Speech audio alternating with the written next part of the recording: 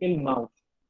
Entonces, tenemos nosotros los conceptos de reactantes que se encuentran en el lado izquierdo y los productos son aquellos que se encuentran en el lado derecho. O sea, esta molécula que es del amoníaco y el átomo de hidrógeno serían reactantes. ¿Por qué son reactantes? Porque se encuentran en el lado izquierdo. Esto es un ion, es un protón. ¿Por qué? Porque tiene una carga positiva. Entonces, al tener una carga positiva, es un cation. Y esta molécula que eh, es, un, es una sustancia que está formado por dos o más átomos. En este caso, esta sustancia, esa molécula que ustedes ven ahí, está conformada por alrededor de 4 átomos. ¿Cuáles son esos elementos o átomos que conforman la molécula del amoníaco? Y son el hidrógeno, 3 átomos de hidrógeno y un átomo de nitrógeno. Entonces, este hidrógeno puede combinarse de acuerdo a las condiciones del medio, a las condiciones en el cual se encuentra esta sustancia, puede combinarse y formar entonces la molécula o el ion amonio. De esa manera, entonces tenemos los reactantes que se encuentran a la izquierda y los productos que se encontrarían al lado derecho en una ecuación química. De esa manera ustedes pueden observar estas líneas que se encuentran acá, que yo estoy señalando con el mouse, y esos se conocen como enlaces covalentes.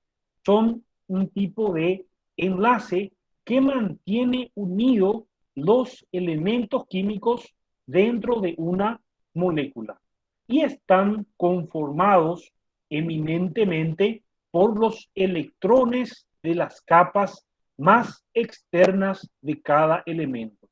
Los electrones de las capas más externas de los elementos reaccionan y combinan estos elementos químicos para formar las moléculas. Las moléculas. En este caso, tenemos la molécula del amoníaco, acá tenemos el elemento hidrógeno y finalmente tenemos como producto en el lado derecho entonces el ion amonio.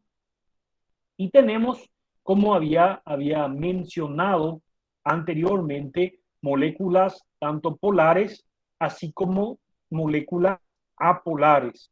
Entonces, ¿qué son las moléculas apolares? Como dice acá, las moléculas apolares son aquellas moléculas que no tienen un polo definido, o sea, o un polo positivo o un polo negativo. Como por ejemplo, en este caso, el dióxido de carbono está formado por un átomo de carbono y 2 átomos de oxígeno. Entonces es CO2, dióxido de carbono. El carbono tiene la particularidad que para estabilizarse necesita 4 enlaces. Esos enlaces se disponen de esta manera, como ustedes observan en la imagen. Entonces tiene 1, 2, 3 y 4 enlaces que requiere el carbono para su estabilización. De esa manera, un átomo de carbono se combina con 2 átomos de oxígeno para formar una molécula de dióxido de carbono, Ese dióxido de carbono, como no tiene, acá pueden observar que dijimos ayer que el oxígeno es un elemento altamente electronegativo, o sea que atrae las cargas negativas, o sea, los electrones hacia sí, y el otro oxígeno que se encuentra acá dentro de la molécula del dióxido de carbono también atrae los electrones hacia sí. Entonces nosotros tenemos que las fuerzas atractivas de la carga negativa estira hacia acá y la otra fuerza estira la carga negativa hacia acá y no hay un polo o un dipolo, la molécula es completamente negativa. O sea que no hay un polo negativo y tampoco un polo positivo. O sea, todo es esta molécula, entonces acá tenemos negativo y negativo. Es por eso que el dióxido de carbono es una molécula apolar. Entonces, y una cuestión bastante importante de las moléculas polares y las moléculas apolares es que las moléculas polares se disuelven en moléculas polares y las moléculas apolares se disuelven en moléculas apolares. Muy difícilmente un compuesto apolar se disuelva en compuestos polares. Entonces, de esa manera, lo igual disuelve a lo igual. Nosotros decimos que lo igual disuelve a lo igual. Y un clásico ejemplo es del agua y el aceite, ¿verdad? Entonces, como los aceites están formados por ácidos grasos, por triglicéridos, por colesterol, que son compuestos apolares, entonces estos no se disuelven en agua. Entonces, ¿por qué el agua es una molécula polar? ¿Y por qué es una molécula polar? Porque tiene polos. Los átomos o elementos que conforman la molécula del agua hace que tengan un lado positivo y tenga un lado negativo. En este caso, el dióxido de carbono o CO2 es una molécula apolar. Es una molécula apolar.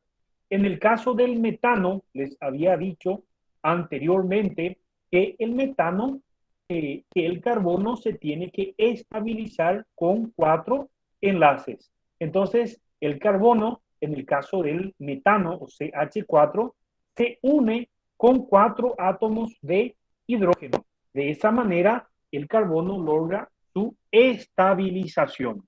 Entonces, el metano, como el hidrógeno, atrae las cargas positivas en este sentido, en este sentido, en este sentido. Entonces, esas fuerzas atractivas se anulan entre sí y hace que la molécula, o sea, el metano, que está conformado por 5 elementos químicos, entonces sea también una molécula apolar. En este caso, como ustedes pueden observar en la imagen, el dióxido de carbono, su molécula es más o menos lineal. Sin embargo, en el caso del metano, en su estructura tridimensional, entonces eso va cambiando. Pero también se trata de moléculas apolares.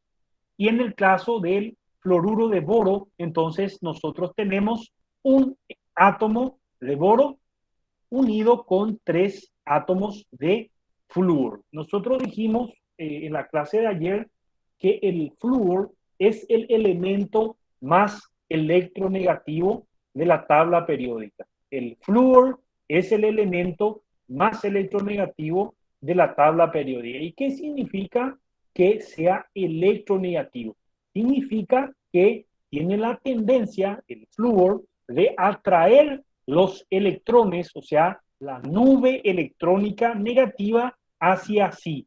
Entonces, los átomos de flúor atraen la nube electrónica negativa por cada uno por su lado. Entonces, las fuerzas atractivas de esas cargas se anulan. Nosotros tenemos cargas negativas en todos los puntos de la molécula de fluoruro de boro. Entonces, de esa manera, esta molécula es una molécula que eminentemente negativa, o sea, no hay un polo positivo o un polo negativo. Entonces, por ese motivo, el fluoruro de boro, así como el dióxido de carbono y también el metano, son compuestos apolares. El dióxido de carbono, el fluoruro de boro y el metano son compuestos apolares. Y al ser compuestos apolares, una característica muy importante es que ellos no se disuelven en compuestos polares como el agua. Entonces, esa es una característica muy importante de los compuestos apolares y que deben ser tenidos en cuenta. Pueden ser utilizados para disolver compuestos apolares, no así aquellos compuestos que están formados por moléculas que tienen una polaridad. Las moléculas, a diferencia de los átomos, están formados por dos o más elementos, unidos a través de enlaces covalentes. Las moléculas están formadas por dos o más elementos unidos por medio de enlaces covalentes. Entonces tenemos nosotros la otra situación en caso de ligaciones polares o enlaces o moléculas polares. En el caso del hidrógeno y el cloro, entonces, en este punto muy particular, el hidrógeno es más bien electropositivo y el cloro es un elemento muy electronegativo. ¿Qué es lo que hace el cloro? Atrae la nube electrónica cuando se combina con el hidrógeno, atrae la nube electrónica hacia sí mismo y crea un compuesto o un dipolo negativo y se queda el lado positivo del hidrógeno. Entonces hay un lado positivo y hay un lado negativo y se dice que la molécula del ácido clorhídrico o HCl es una molécula polar. Por ende, esta molécula que tiene características polares es capaz de disolver compuestos polares como el agua. Es capaz de disolver compuestos polares como el agua. El monóxido de carbono, a diferencia del dióxido de carbono, entonces el oxígeno es un elemento electronegativo y el carbono es más electropositivo. De esa manera, entonces, en el monóxido de carbono se forma un dipolo, en este caso acá, negativo sobre el oxígeno y positivo sobre el carbono. Entonces hay un polo positivo y hay un polo negativo identificable dentro de la molécula. Entonces se dice que el monóxido de carbono, a diferencia del dióxido de carbono, es una molécula polar. En el caso de la ligación del enlace del cloro con el cloro, entonces en este caso las fuerzas se repelen. No hay un dipolo positivo y un dipolo negativo, sino que toda la molécula del cloro 2 es una molécula electronegativa. No se puede apreciar un polo en un polo positivo o un polo negativo. Por ende, el cloro 2 es una molécula apolar. Es una molécula apolar. Entonces, cuando hablamos nosotros de las propiedades del enlace covalente no polar, puro y homopolar, de propiedades de las sustancias con este tipo de enlace, porque recordemos, ayer vimos nosotros los diferentes tipos de enlaces. Vimos que habían tres tipos de enlace: el enlace covalente, el enlace iónico y el enlace metálico. Entonces, esos son los tres tipos de enlaces químicos y cada uno tiene sus características especiales y particulares. Entonces, las moléculas verdaderas y diatómicas con dos átomos. Los que tienen enlace covalente tienen una actividad química media y por lo general tienen una baja solubilidad en agua. No son conductores del calor o la electricidad. El estado físico generalmente, por ejemplo, en el caso acá del dióxido de carbono, del metano, es gaseoso. Entonces, tiene punto de ebullición bajo. Significa que Por ejemplo, por decirles, como el dióxido de carbono es gaseoso, significa que a muy baja temperatura ya pasa al estado de vapor, pero más altos que las sustancias no polares. Se refiere a sus puntos de ebullición. En el caso de los enlaces metálicos, forman los restos positivos, entonces, y forman una red. Y la repulsión entre estos positivos no se produce debido al efecto aglutinante que produce la nube electrónica. Entonces, en el caso del enlace metálico, se van agrupando o se van uniendo por la nube electrónica que nosotros sabemos rodea al núcleo atómico. De esa manera, entonces, se forma una red en el enlace metálico. Y una de las características del enlace metálico es que son buenos conductores de la electricidad. ¿Y por qué son buenos conductores de la electricidad? Porque pueden producir o son capaces de producir un flujo de electrones. Entonces permiten el paso libre de electrones a su alrededor porque la corriente eléctrica no es otra cosa que un flujo de electrones. Y tenemos acá entonces las diferentes formas cristalinas que pueden ir adoptando, por ejemplo, los dentro de un enlace de tipo iónico.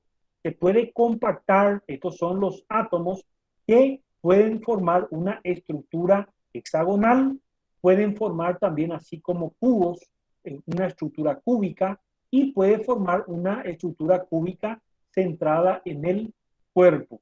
De esa manera son diferentes estructuras cristalinas que se pueden formar dentro del enlace iónico, dentro del enlace iónico. Y esas estructuras cristalinas determinan las propiedades físicas y químicas que van a tener los compuestos.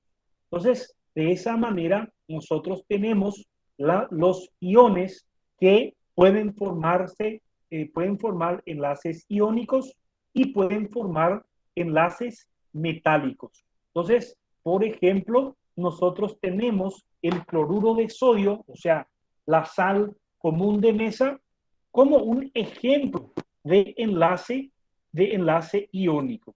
Y tenemos el hierro como un ejemplo de enlace metálico. De esa manera, los átomos también pueden formar enlaces covalentes, o sea, formando o compartiendo electrones unos con otros. Y tenemos nosotros acá, entonces, el grafito, que es una forma de carbono, y el diamante, que adopta una u otra forma alotrópica del carbono, el carbono diamante. Entonces, ¿cuál es la diferencia entre el carbono grafito y el carbono diamante? O sea, el diamante está formado por carbono. ¿Cuál es la diferencia? La única diferencia radica en la forma cristalina que adopta, como ustedes pueden observar acá.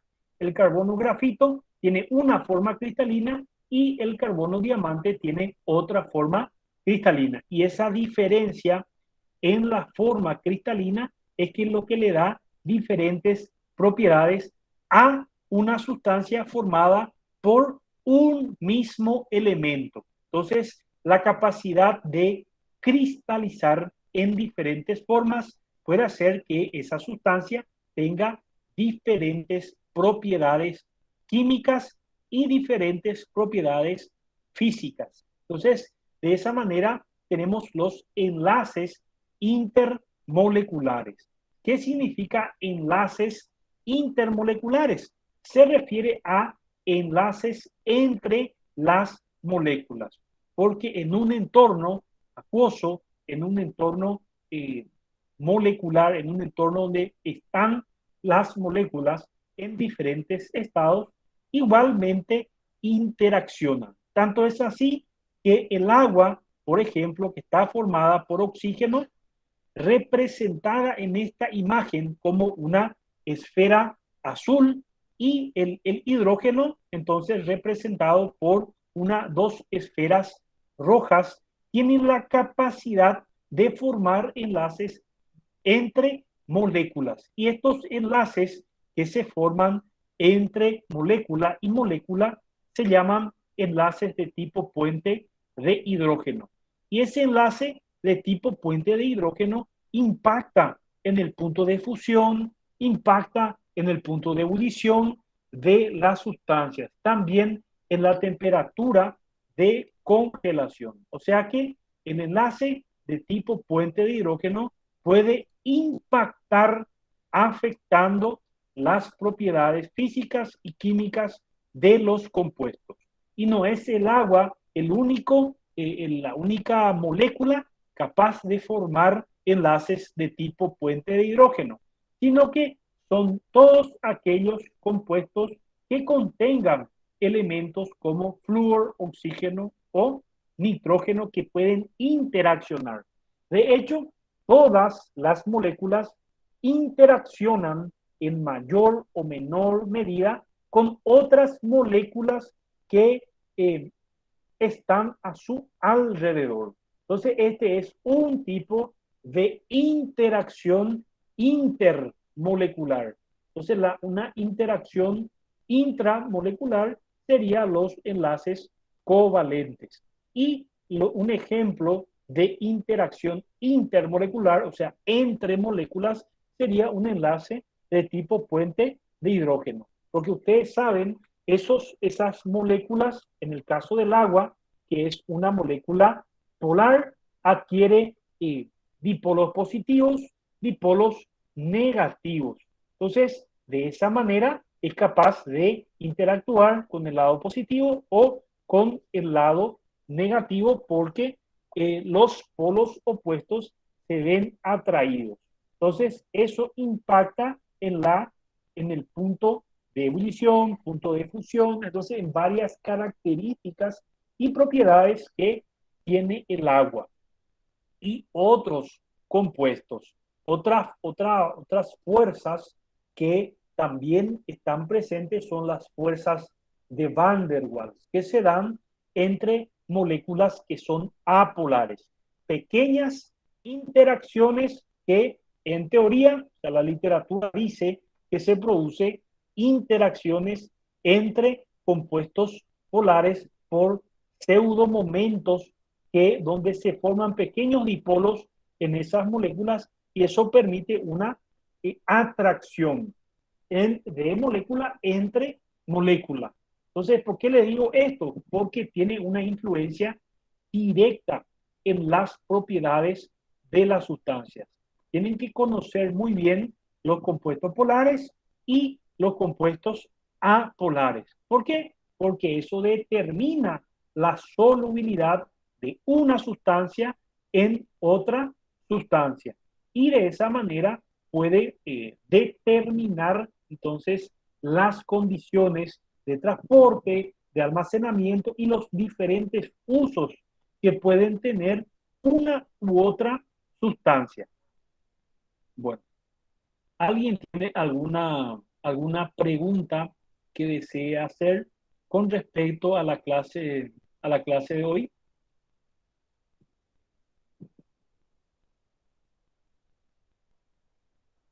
No, profe.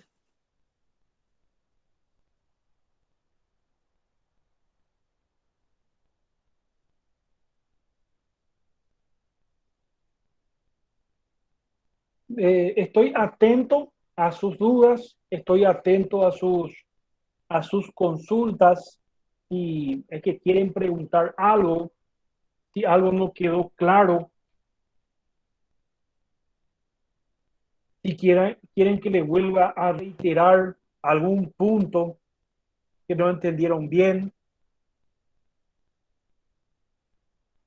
Abro este espacio para que ustedes puedan realizar sus consultas.